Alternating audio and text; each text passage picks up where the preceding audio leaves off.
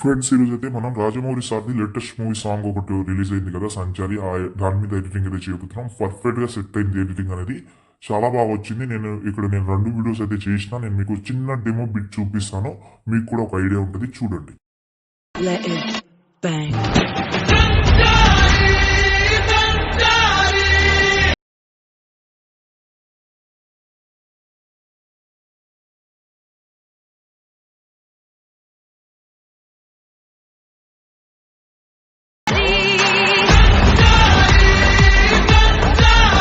Okay, editing అయితే చూశారు కదా, ఎలా అనిపించింది అనేది కామెంట్ అయితే చేయండి. చాలా అమేజింగ్ అయితే ఉంటుంది.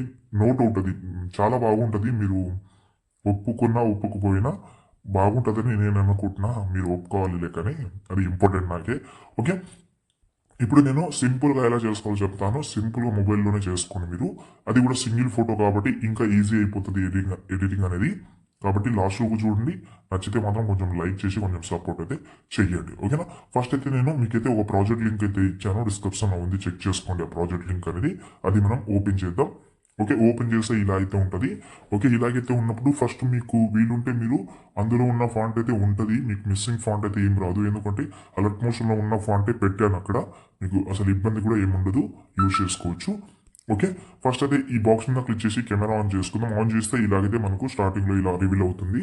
ఇక్కడ నేను మీకు ఒకటి చాలా గట్టిగా చెప్పగలను ఏంటంటే, ఇక్కడ మీరు ఫోటో రీప్లేస్ పెడితే సరిపోదు. కానీ అలాగే ఆ ఫోటోని అడ్జస్ట్ చేసుకోవాలి. ఆ ఫోటో బాగా అడ్జస్ట్ అయిందా లేదా చూసుకోవాలి.